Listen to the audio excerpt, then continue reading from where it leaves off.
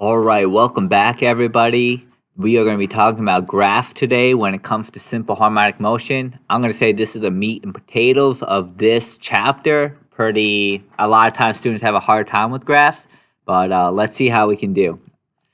All right, so let's look at this. Simple harmonic motion and graphs. So I want to look at a few things. First, I want to look at this position versus time graph. As things are oscillating, I want you guys to notice that things are always going to go back and forth. So for example, let's look at the bottom here at this spring. Let's say here's the equilibrium point. We're going to call this 0. And let's say the amplitude is 2 meters. Okay. What we're saying right now is at time t equals 0, that means that it's going to go from here to the equilibrium, to the negative amplitude, back to the equilibrium, and back and forth continuously like that. And this is what this graph is showing. It starts at 2, it goes to equilibrium, goes to negative amplitude, goes to equilibrium, goes to a positive amplitude, and so on and so forth. And you guys should notice that this looks very much like a cosine graph. If you guys remember your cosine graphs, I believe, from pre-calc. Another thing, now let's look at the velocity versus time graph.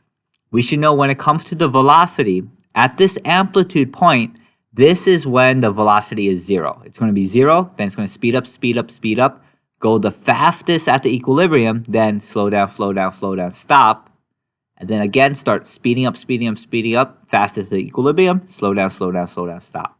And that's exactly what's happening. So at the time equals 0, it's at its amplitude, but that's where the velocity is equal to 0. And then it's going to start getting faster and faster and faster. And at the equilibrium position, it's going to be going the fastest. So it's almost exactly the opposite of the position versus time graph. And this is why, and this should look very much like a sine graph, as you guys can notice, if you guys remember again from pre-calculus. Now let's look at acceleration as a function of time. So acceleration as a function of time. When it's at its amplitude, we should know this is when the acceleration is at its maximum. The force is at its maximum and acceleration is at its maximum. And even though it's at a positive position, it has a negative acceleration. Okay, and we notice that here.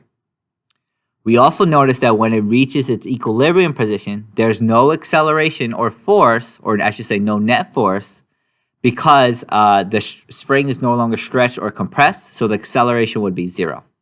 That's why at this equilibrium position, the acceleration is also 0. Okay? So what this shows us is that the amplitude, it has the maximum acceleration, and it's again oscillating back and forth just like this. Okay, I hope that makes sense. Watch it again if it didn't, because I know it went quick, and this is a key part of this part of the chapter.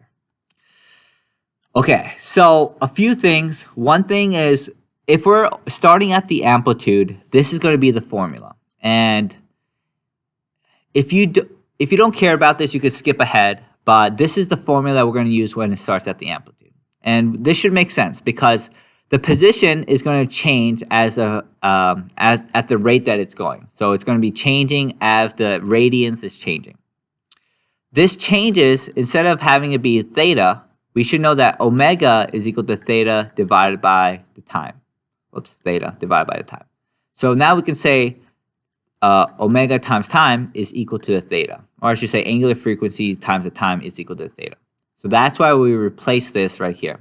And this is what we're going to see as the main formula.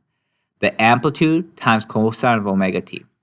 If that was a little bit over your head, just know that this is the formula that we're primarily going to use. And this should make sense because the most that cosine could ever be is 1. And that should make sense. The most the position could ever be is the amplitude. Okay? As it's going oscillating back and forth, it's going to be oscillating between the amplitude and the negative amplitude. So cosine of theta, the most that could ever be is just positive 1 or negative 1. Okay, now let's look at velocity as a function of time. Again, if you just don't want to hear the explanations, skip over this. This is the main formula we're going to use whenever we're at the amplitude. Whenever we're starting at the amplitude, I should say. Okay? But what we should know, if we want to look at this, is the velocity as a function of time. So the maximum velocity is equal to sine times theta. And the reason we have sine, again, is because it's the opposite of the position like we talked about. So when it's at its amplitude and time equals 0, we know it's at its amplitude. But at this point here, at time t equals 0, we should know that velocity is going to be 0 because sine of 0 is 0. And that should make sense because at the amplitude, it stops momentarily. Okay? This is the main formula here. And I know this looks confusing for acceleration, but we should know that centripetal acceleration is equal to v squared over r, which we can substitute this v with the angular frequency squared times the r squared. And this simplifies to be this omega squared times this radius or this amplitude. Okay? Again, we're deriving this from what we know from uniform circular motion. And again, when time equals 0, this is when the acceleration is at its maximum. Okay, I hope that made sense. If not, then just copy down these formulas and you'll still be good to go and be able to do most of it. Okay, let's look at this. What is the function of the spring of the following graph? So we want to know what the position as a function of time is of this graph. So let's analyze a few things. First thing we should be able to analyze is that we have the amplitude here. The amplitude is going to be the furthest point it reaches. So this spring, as it's oscillating back and forth, the maximum point it reaches is this 2 meter mark. Okay, it starts at this 2 meter mark at time t equals 0. So we should know that position as a function of time, as we learned, is the amplitude times cosine of omega t. So amplitude we found is 2. Now cosine omega, or angular frequency I should say, is equal to 2 pi divided by the period, and then we're going to multiply this by the time. So we should know what the period is. We should know from here to here, that is a full cycle. Or from here to here, that is a full cycle. Or from here to here, that is a full cycle. So we can find the period, and it looks like it's around 5 seconds. So the period is equal to 5. Okay? That's how long it takes for this object to go from the amplitude to the negative amplitude and back to the amplitude. Okay, 5 seconds. So this is what the position versus time function should look like.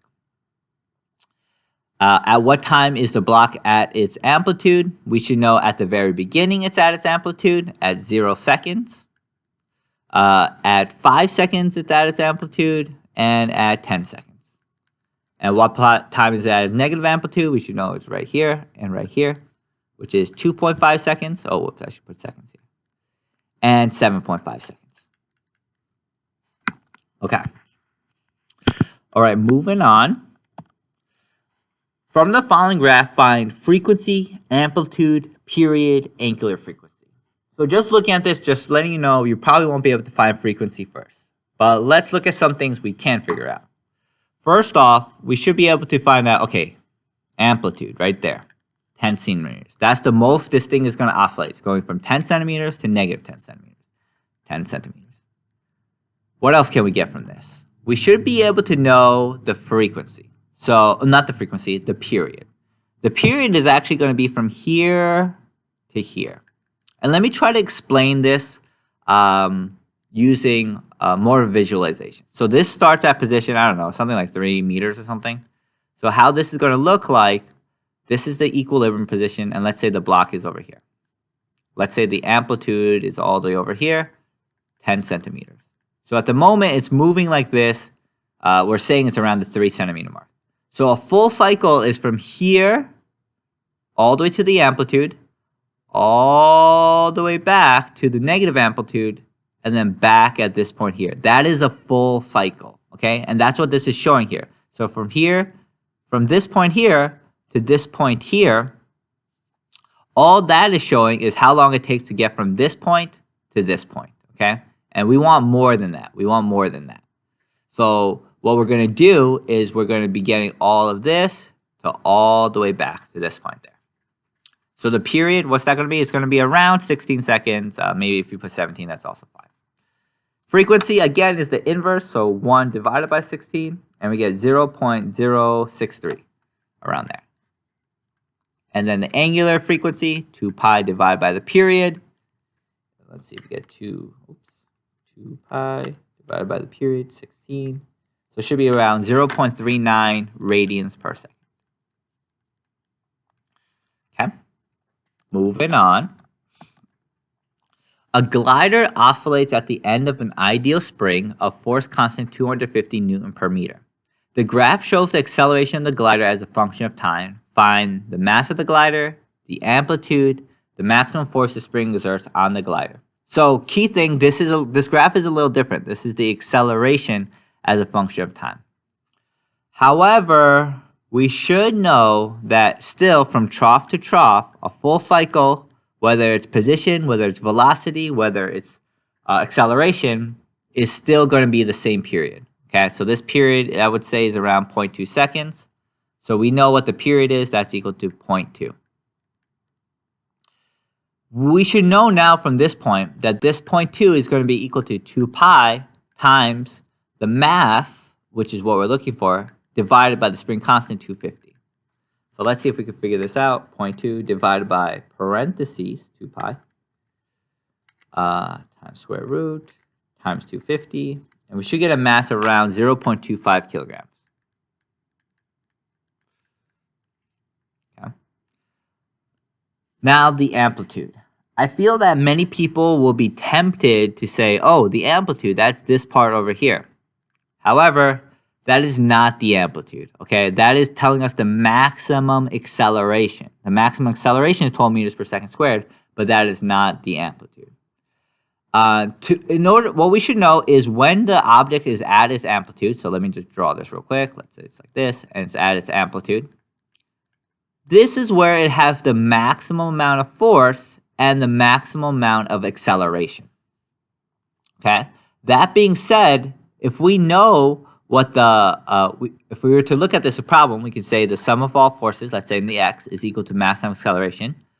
At the amplitude, we have a force of the spring, which is equal to ma. So we can say kx, so 250 times the x, which is going to be the amplitude, okay, 250 times the amplitude, because it's all the way over here, is going to be equal to the mass, which we found, 0.25, times the maximum acceleration, which is 12 meters per second squared.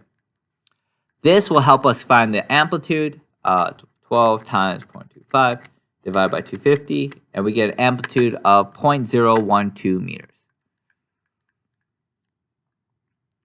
Next, what is the maximum force the spring exerts? Two ways we could do this.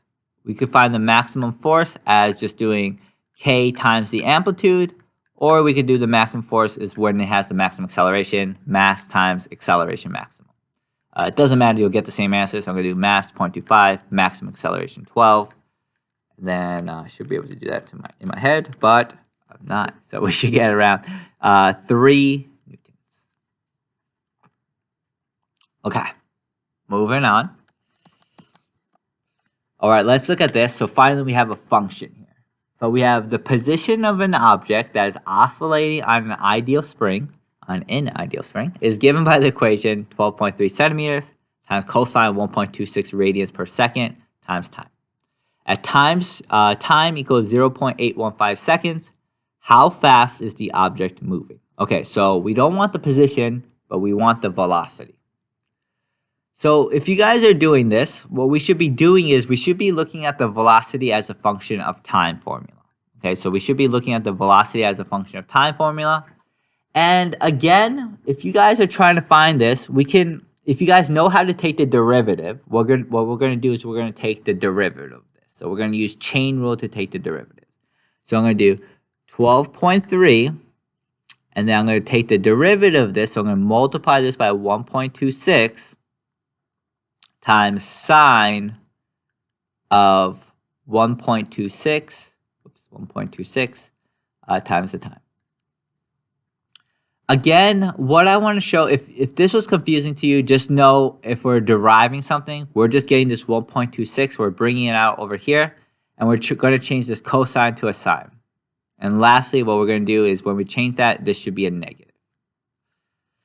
That being said, we're now going to be thinking about what the velocity is at time 0.815. So I'm going to plug this in. But one thing we have to really be careful about is using radians. since this is given to us in radians, we have to use radians.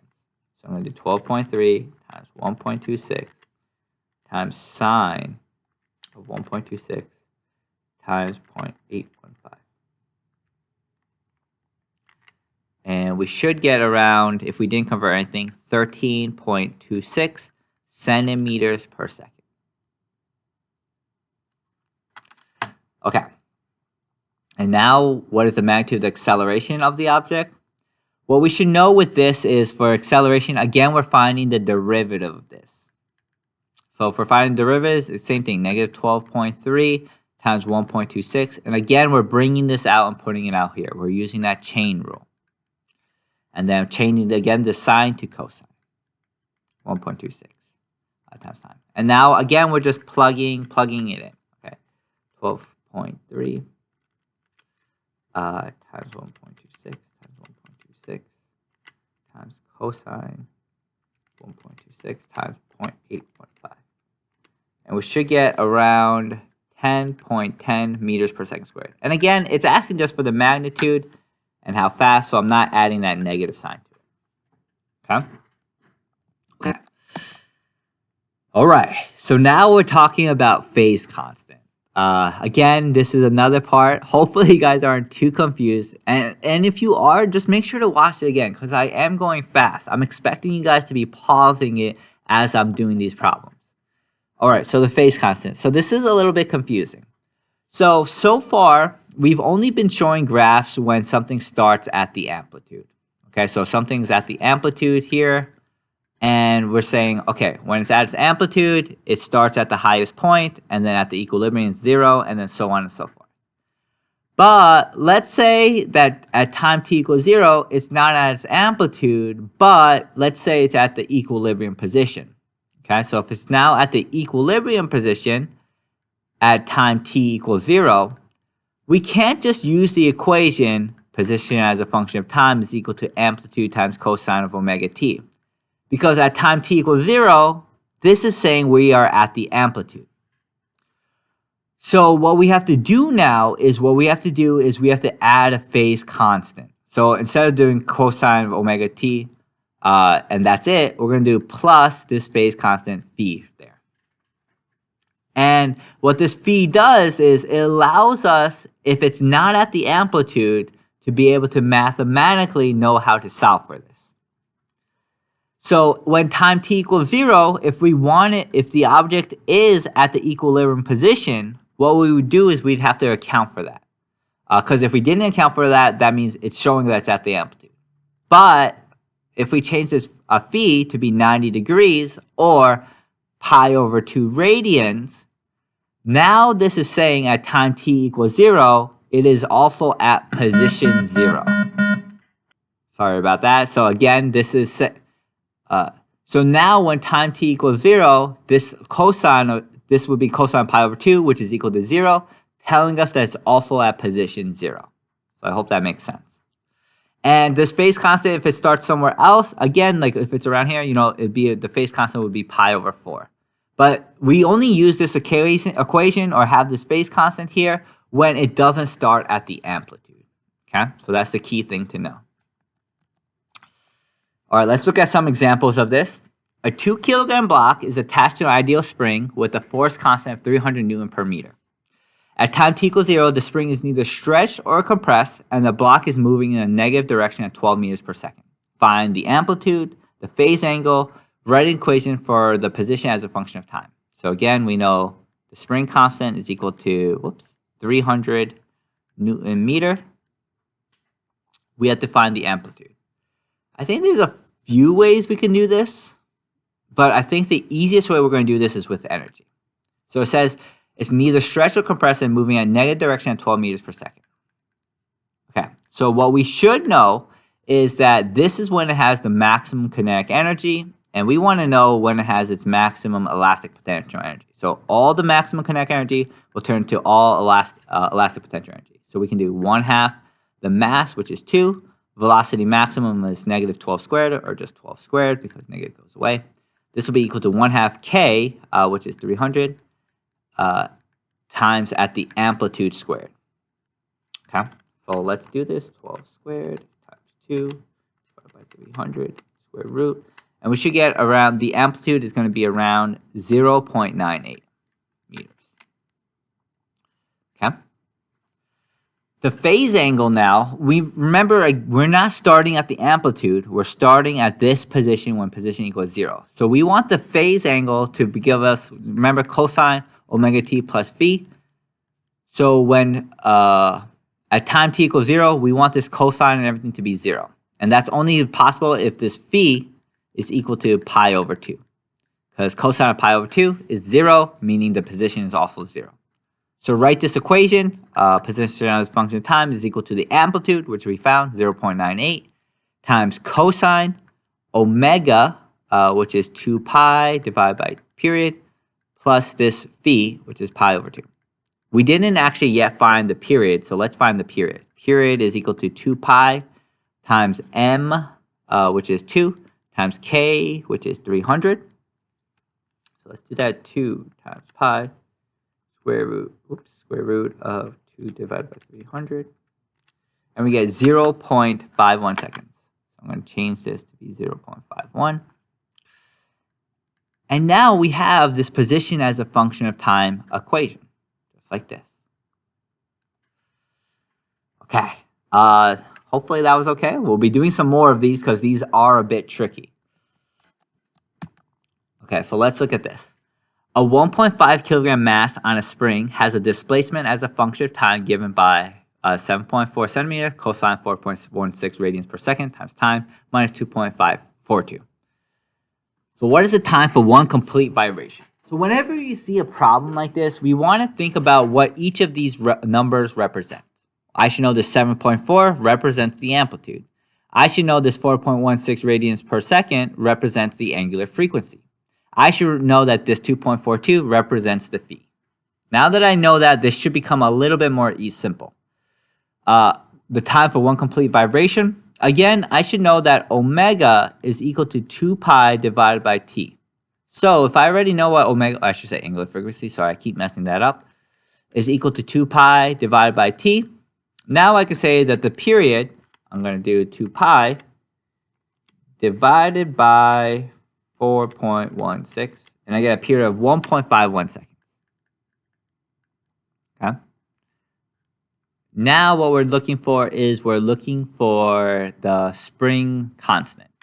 And I think there's a few ways to do this, but maybe the simplest way and maybe the way that most people will be able to do it is period, which is 1.51, is equal to 2 pi square root of mass, 1.5, divided by k, which is what we're looking for.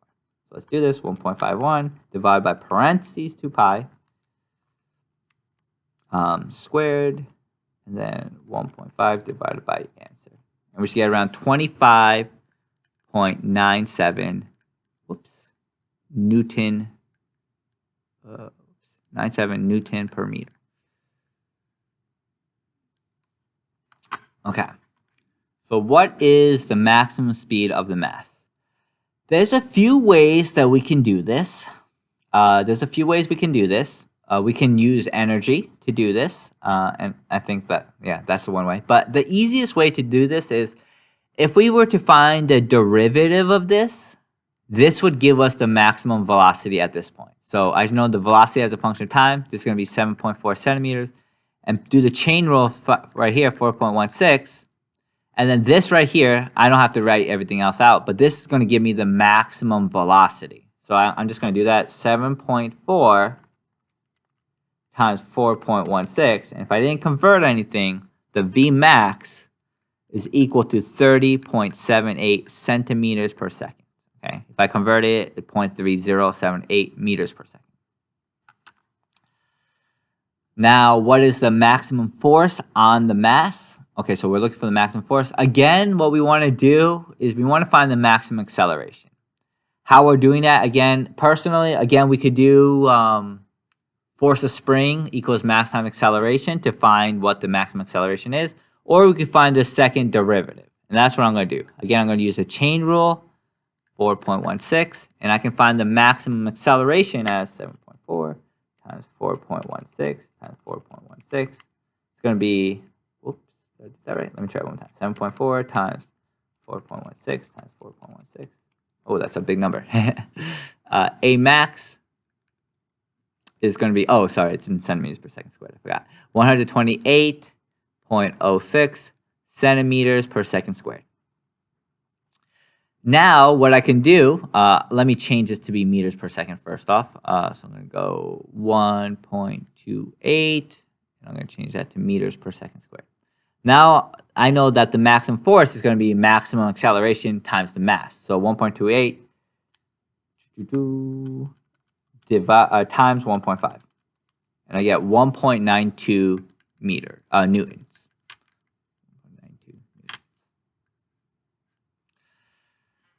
Okay. Part E says, what is the position, speed, acceleration, and force of the mass at t equals 1 second?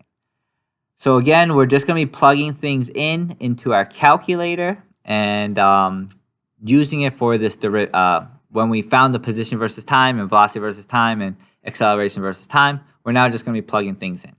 So position versus time is just given to us. So let me try to plug all of this in correctly. Position at 1 second is going to be equal to 7.4 times cosine times 4.16 times time, which is minus 2.42. And I should get around negative 1.25 meters.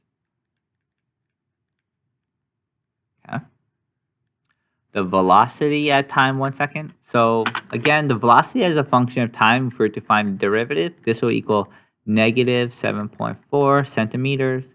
And then we're doing a chain rule, so 4.16 radians times sine of 4.16 times the time minus 2.42. So that's what it should look like. So I'm going to plug in 1 second for that. So 7.4 times 4.16